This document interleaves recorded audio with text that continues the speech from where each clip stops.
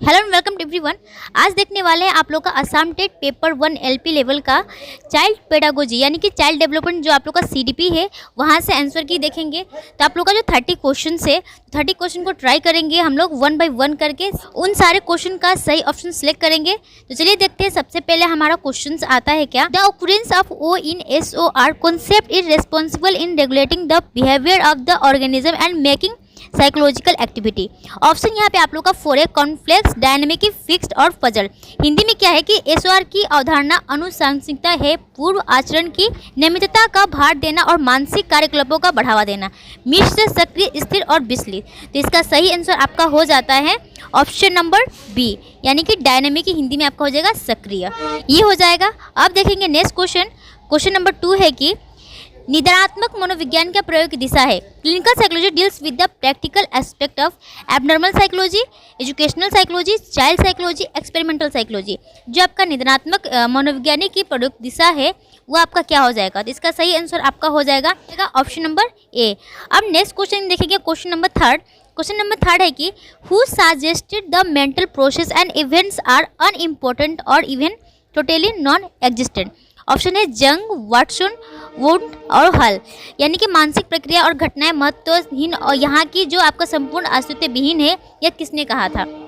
तो इसका right answer आपका हो जाएगा ऑप्शन नंबर डी, हल ने कहा था क्या कि the mental process and events are unimportant और इवन टोटली नॉन एग्जिस्टेंट। ठीक है ना। अब देखेंगे अगला क्वेश्चन नंबर आपका आता है 4। तो क्वेश्चन नंबर 4 है कि among the following goals which can be used for dealing with behavioral problem in classroom। Options आप लोग का यहाँ पे 4 है, तो इसका डायरेक्ट मैं आंसर बता देना चाहूँगी। ऑप्शन नंबर आपका हो जाता है यहाँ पे सी। ये जो क्वेश्चन का आंसर है मैंने अपने अकॉर्डिंगली दिया है। यदि इसमें आप लोग को कुछ लगे कि अलग भी हो सकता है तो प्लीज़ आप लोग कमेंट बॉक्स में दीजिएगा। तो चलिए देखते हैं अब क्वेश्चन नंबर 5। तो क्वेश्चन नंबर 5 क्या दिया है कि which one of following is not a sign of a gifted child? Early development of sense of time, easy retention of fact, interest in the encyclopedias and dictionaries, and D है आपका uneasy relationship with peers।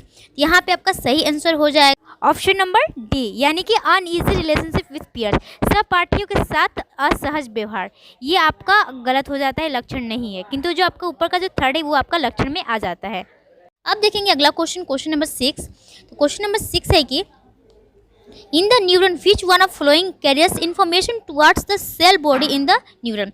यानी कि जो आपका स्नायु कोश के भीतर इनमें से कौन सा उपादान शरीर की कोशिकाओं में संप्रेषण करता है, ग्लियल सेल, डेंड्राइट, एक्शन और एस्ट्रोसाइट। तो क्या होगा इसका सही आंसर।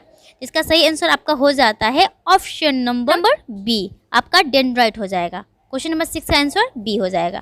अब देखेंगे अगला क्वेश्चन 7th नंबर कि एक common technique to help people begin the creative processes, calculation, थ्रोनेस, ब्रेनस्टॉर्मिंग, मेंटल शॉर्टकट्स। हिंदी में है कि मनुष्य की सृजनात्मक प्रक्रिया की शुरुआती दौर में सहायता करने वाले सामूहिक कौशल है गिनती, सूक्ष्मता, बुद्धिमत्ता या फिर मानसिक सहज उपाय। तो इसका सही आंसर आपका हो जाता है ऑप्शन नंबर 7 का सी, ब्रेनस्टॉर्मिंग यानी कि बुद्धिमत्ता। अब अगला क्वेश्चन देखेंगे क्वेश्चन नंबर 8। क्वेश्चन नंबर 8 है which of the following is the best method to develop moral values among student, present yourself as a role model या फिर encourage moral values related works, display stories based on moral values. D में आपका organise moral science lecture. यानी कि जो बच्चों के बीच नैतिक मूल्यबोध की बढ़ावा देने के लिए प्रयुक्त सबसे बेहतर प्रणाली क्या है। यहाँ पे जो आपका ऑप्शन 4 दिया गया है, इन चारों ऑप्शंस में आपका ऑप्शन नंबर जो ए होगा ये करेक्ट होगा, present yourself as a role model. यानी कि स्वयं को एक आदर्श व्यक्ति के रूप में स्थापित करना। क्या चीज़ के लिए, तो बच्चों के बीच नैतिक मूल्यबोध को बढ़ावा देने के लिए प्रयुक्त सबसे बेहतर प्रणाली है। ठीक है। अब देखेंगे अगला क्वेश्चन नंबर आपका 9 है the concept of programme learning was introduced by. जो कार्यक्रम अधिगम की अवधारणा को किसने प्रस्तुत किया था। इसका सही आंसर मैं डायरेक्ट बता दूंगी आप लोग का। तो हो जाएगा आपका ऑप्शन नंबर ए, BF स्किनर। याद रखिएगा जो आपका द प्रोग्राम लर्निंग जो कॉन्सेप्ट है यह BF स्किनर ने इंट्रोड्यूस किया था। अब अगला क्वेश्चन आता है क्वेश्चन नंबर आपका 10। तो क्वेश्चन नंबर 10 है कि which of the following is not measured by TAT test. यानी कि इनमें से किसी TAT टेस्ट के द्वारा नहीं मापा जा सकता है। ऑप्शन 4 है personality need, emotions, personality adjustment या फिर रीजनिंग एबिलिटी। इसका सही आंसर आपका हो जाएगा ऑप्शन नंबर ए, पर्सनैलिटी नीड, ठीक है ना। और ये से हिंदी में हो जाएगा आपका व्यक्तित्व की आवश्यकता। अब देखेंगे अगला क्वेश्चन, क्वेश्चन नंबर आपका 11 हो जाता है, यानी कि 11th ऑप्शन। क्वेश्चन क्या है, to become an effective communicator the primary teacher should, Hindi में होगा क्या कि एक प्रभावपूर्ण योग्य सूत्र स्थापित करने वाले शिक्षक बनने के लिए क्या होगा आपका, 4 ऑप्शन से, help student get correct answer to the question on the topic, use instructional aids, help student get meaning out of what he teach, and D में है आपका ask question in between teaching. इसका सही answer हो जाएगा आपका option number C, जो आपका ऑप्शन नंबर सी है, help student get meaning out of what he teach, ठीक है ना। अब देखेंगे अगला क्वेश्चन आता है question number 12, Which among the following is an advantage of giving homework to the student? Option से, keep them busy at home, help them to develop habit of self study, C में है may be check for their progress, encourage them to study at home. Hindi में होगा क्या चीज़ की जो बच्चों का गृह कार्य देने की एक उपलब्धि है, क्या इससे बच्चे घर में व्यस्त रहते हैं, या फिर स्व अध्ययन की बात आदत बनती है, या फिर कि इससे उनका शैक्षणिक विकास समझा जा सकता है। डी में आपका आ जाता है कि उन्हें घर पर अध्ययन करने की प्रोत्साहित करता है। तो क्या होगा इसका राइट आंसर, तो इसका राइट आंसर आपका हो जाएगा ऑप्शन नंबर बी, जो कि है helps them to develop habit of self study. Okay, अब अगला क्वेश्चन देखेंगे, क्वेश्चन नंबर आपका आता है 13। तो क्वेश्चन नंबर 13 है, which consider to be the most important quality of teacher at primary level. Options क्या है, competence to teach in highly standardized language, patience and perseverance, and competence in method of teaching and language of subject, and D में आपका होता है eagerness to teach. Hindi में question है कि इनमें से कौन से प्राथमिक स्तर पर शिक्षक का अति महत्वपूर्ण गुण माना जाता है। तो इसका सही आंसर आपका होगा ऑप्शन नंबर बी, धैर्य और स्वाध्याय, ठीक है, ऑप्शन नंबर बी। वही आपका इंग्लिश में हो जाएगा पेशेंस एंड प्रिजर्वेरेंस हो जाएगा, ठीक है। अब अगला क्वेश्चन आता है क्वेश्चन नंबर 14।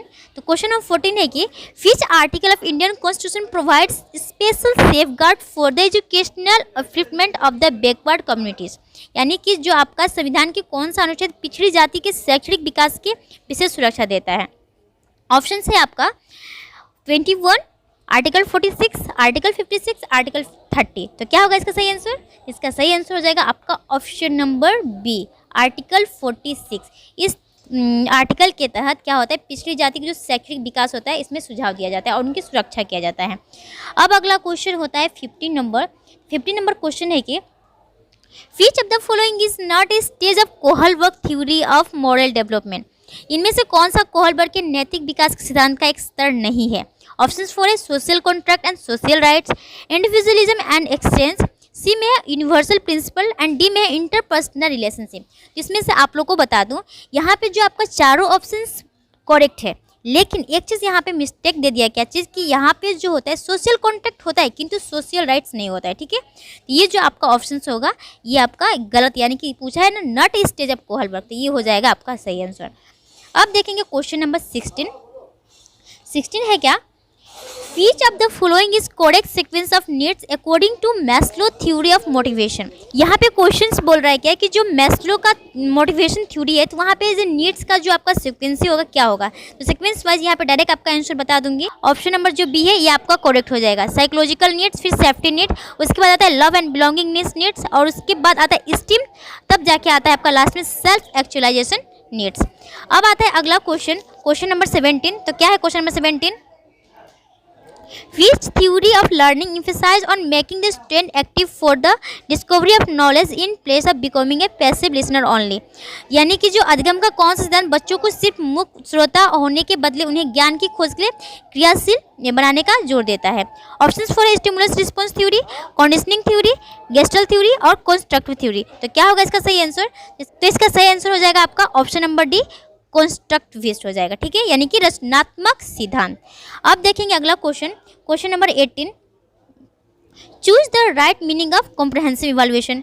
यहाँ पे आपका evaluation of all student simultaneously, second number है evaluation of all round development, C में आपका evaluation of whole curriculum, and D में आपका evaluation of the whole intellectual ability. तो इसका सही आंसर मैं डायरेक्ट बता दूंगी, इसका सही आंसर आपका हो जाएगा ऑप्शन नंबर बी हो जाएगा, ऑल राउंड डेवलपमेंट। क्योंकि जो हमारा कॉन्टिन्यूस कॉम्प्रहेंसिव इवैल्यूएशन होता है इसका मेन एम्स क्या होता है कि ऑल राउंड डेवलपमेंट करना, तो वो इवैल्यूएशन का हो जाएगा ऑल राउंड डेवलपमेंट।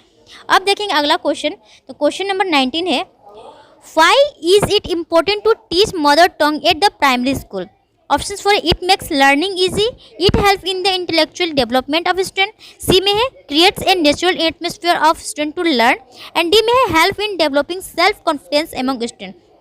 जिसका सही आंसर आपका हो जाएगा ऑप्शन नंबर आपका जो सी है, create a natural atmosphere for student to learn, यानी कि अधिगम के लिए बच्चों के अनुकूल स्वाभाविक माहौल का निर्माण करना। ठीक है, ऑप्शन नंबर सी। अब आता है क्वेश्चन नंबर 20। तो क्वेश्चन नंबर 20 क्या है, Who was the first person to emphasize that creativity should be measured by measuring its element? Options for A McNeil, Torrance and Thurstone and Kent. तो क्या होगा इसका सही आंसर? इसका सही आंसर आपका हो जाता है ऑप्शन नंबर बी, टॉरेंस हो जाएगा। ठीक है, क्या किए थे, यही फर्स्ट पर्सन है जो कि एम्फेसाइज किए थे creativity should be measured by measuring it's element. अब आता है अगला क्वेश्चन 21 नंबर क्वेश्चन है कि Who said to educate a man in mind and not in moral is to educate means to society? यानी कि क्वेश्चन है क्या कि किस व्यक्ति को दिमागी शिक्षा देना और नैतिकता की शिक्षा न देना समाज के लिए चुनौती है, यह किसका कथन है? तो इसका सही आंसर हो जाएगा आपका ऑप्शन नंबर डी, जो दिया कि थियोडर रूजवेल्ट, ये आपका हो जाएगा। जो यहाँ पे दिया है ना थियोडर रूजवेल्ट, इसको हम लोग बोलते हैं टेडी रूजवेल्ट भी बोलते हैं इनको। जो यहाँ पे आपका थियोडर रूजवेल्ट दिया गया है, इनको हम टेडी रूजवेल्ट भी बोलते हैं। अब अगला क्वेश्चन आता है आप लोग का 22 नंबर क्वेश्चन है, why a teacher can't help the maladjusted children? Options for A make them leaders of small group to give them a sense wantedness, B है try to control his emotion when they react to him, and C है deals with them very gently, D में है get involve with children in their extra activities. Hindi में भी question देख लीजिए, हिंदी में आ जाता है आपका क्या, एक शिक्षक असमर्थित बच्चों को सहायता नहीं कर सकता। ऑप्शन है कि आवश्यकता की भावना को जागृत करने के लिए उन्हें छोटे छोटे समूह को मुखिया बनाना चाहिए, बी में है कि भावुक बच्चों को नियंत्रित करना चाहिए, और सी में है कि उनसे विनम्रतापूर्ण व्यवहार करना चाहिए, और डी में है कि बच्चों की अन्य गतिविधियों को शामिल करना चाहिए। ये जो क्वेश्चन है मेरे अकॉर्डिंगली सुटेबल नहीं है, क्योंकि जो क्वेश्चन बोल रहा है उसके अनुसार यहाँ पे जो ऑप्शन दिया गया ऑप्शन मुझे सुटेबल नहीं लग रहा है, इसलिए मैं इसको स्किप करते हुए मैं अगला क्वेश्चन देखूंगी। अगला क्वेश्चन आपका आ जाता है 23 number, the smallest unit of knowledge is, यानी कि ज्ञान की सबसे छोटी इकाई है। Options for a concept, habit, sensation या परसेप्शन, अवधारणा, अभ्यास, चेतना, उपलब्धि। तो क्या होगा इसका सही आंसर? इसका सही आंसर आपका होगा ऑप्शन नंबर ए, कॉन्सेप्ट। जो आपका नॉलेज होता है, नॉलेज का सबसे स्मॉलेस्ट यूनिट हो जाता है कॉन्सेप्ट। अब आता है क्वेश्चन नंबर 24। क्वेश्चन नंबर 24 है क्या, Which one is not a Cresmer classified personality on the basis of their physical structure? जो क्रेस्मर थे उन्होंने पर्सनैलिटी का क्लासिफाइड किया था, क्या चीज़? ऑप्शन है pyknic are individuals with fat bodies are sociable, ये तो करेक्ट है। बी में athletics are individual with balance body are energetic, ये भी करेक्ट है। एंड सी में दिया क्या leptosomatic are individual having lean and thin bodies are unsociable, ये भी करेक्ट है। किंतु यहाँ पे आपका जो डी दिया हुआ है यह करेक्ट नहीं है। इसका मतलब ये इसका आंसर हो जाएगा आपका introvert is a person who is shy, avoids peoples and like being alone. Question ही बोल रहा है विच इज नॉट, ठीक है। यानी कि हिंदी में देख लीजिए कि अंतर्मुखी व्यक्ति, जो ये कौन दिया था अंतर्मुखी वाला, ये आप लोग कमेंट बॉक्स में बताएंगे कि इंट्रोवर्ट और एक्सट्रोवर्ट इन्होंने कौन पर्सनैलिटी का डिवाइड क्लासिफाइड किया था, उनका नाम आप लोग कमेंट बॉक्स में देंगे। किंतु क्रेस्मर का जो आपका हो गया पैकनिक, एथलेटिक और एस्थेटिक, ये उन्होंने दिया था। आप देखेंगे अगला क्वेश्चन 25 नंबर 25 क्वेश्चन है, which are not a social institution which maintain hold on to social construction of gender differences and reinforce it। Question बोल रहा है कि इनमें से कौन सी लैंगिक भिन्नता के आधार पर समाज संगठन के मनाने वाली, इसके महत्व पर ध्यान देने वाली सामाजिक संस्था नहीं है? व्यक्ति, परिवार, संप्रदाय, राज्य, इंडिविजुअल, फैमिली, कम्युनिटी और द स्टेट। इसका सही आंसर हो जाएगा option number D, the state. यदि आप लोग को ऐसा लगे कि अब मेरा ऑप्शन कुछ गलत या फिर कुछ मिस्टेक हो रहा है तो प्लीज़ आप लोग मुझे बताइएगा, क्योंकि ऐसा नहीं है कि 100% श्योरिटी हो कि नहीं यही होगा, लेकिन मेरे अकॉर्डिंग जो आपका बेस्ट आंसर होगा मैंने वही आप लोग के लिए लेके आई हूँ। तो चलिए देखते हैं नेक्स्ट क्वेश्चन। क्वेश्चन नंबर 26 है, which branch of medicine is relating to the care of children? इनमें से कौन सी शाखा चिकित्सा विज्ञान में बच्चों की सुरक्षा से संबंधित है? आपका पेडियोलॉजी हो जाएगा, या फिर पेडियाट्रिक्स हो जाएगा, या फिर पेडी साइंस हो जाएगा, या पेडियाट्री हो जाएगा। इसका सही आंसर आपका हो जाएगा ऑप्शन नंबर बी, जो आपका पेडियाट्रिक्स दिया है ये आपका सही हो जाएगा। ठीक है, अब आता है अगला क्वेश्चन, क्वेश्चन नंबर 27। 7 है क्या, वीने Stanford revision 1937 scale of intelligence is also known as, यानी कि बीनेट स्टैनफोर्ड के पुनरीक्षण केवल 1937 को कहा जाता है, क्या कहा जाता है। ऑप्शन 4 है टर्मन बिनेट टेस्ट, या फिर आपका वेस्लर बिनेट जांच, या फिर थर्ड में आपका टर्मन मेनल जांच, और डी में आपका बिनेट सीमन जांच। तो क्या होगा इसका सही आंसर, इसका सही आंसर मैं डायरेक्ट बता देना चाहूँगी, इसका होगा ऑप्शन नंबर आपका डी। ऑप्शन नंबर डी जो आपको दिया बीमन साइमन टेस्ट, ये आपका करेक्ट हो जाएगा। अब देखेंगे अगला क्वेश्चन, क्वेश्चन नंबर 28। तो क्वेश्चन नंबर 28 की which of the following help in indicating the quality of teaching, standard of questions raised by student in the classroom, pass patterns of the student, या फिर standard of answer replied by student in the classroom, D में discipline among the student. इनमें से कौन सा शिक्षण की गुणवत्ता का चुनाव में सहायक होता है। तो आप लोग ऑप्शन देख लीजिए, मैं इसका राइट आंसर बता देना चाहूँगी। इसका राइट आंसर हो जाएगा आपका ऑप्शन नंबर सी, दिया है ना, standard of answer replied by student in the classroom. ठीक है, अब देखेंगे अगला क्वेश्चन, क्वेश्चन नंबर 29। ये है कि निम्नलिखित में सही मिलान कीजिए, यानी कि मेज the following, dyslexia, dysgraphia, dyspraxia, visual processing disorder. यहाँ पे जो आपको चारों दिया है, देखा गया है कि इनमें से कौन सा मैच करता है। इसका मैं डायरेक्ट आंसर आप लोग को बता दूंगी कि जो आपका ऑप्शन नंबर ए है ये हो जाएगा, जैसे कि डायस्लेक्सिया जो है ये आपका मैच करता है डिफिकल्टी ऑफ लैंग्वेजेस, डायस्ग्राफिया है डिफिकल्टी ऑफ राइटिंग, एंड सी जो आपका डिस्प्रैक्सिया ये होता है difficulty with fine motor skill, and D है आपका विजुअल प्रोसेसिंग डिसऑर्डर, ये हो जाता है आपका डिफिकल्टी इन इंटरप्रेटिंग इन्फॉर्मेशन। ठीक है, ये आपका ऑप्शन नंबर ए सही हो जाएगा। अब देखेंगे नेक्स्ट क्वेश्चन, जो कि आज का लास्ट क्वेश्चन है, क्वेश्चन नंबर 30।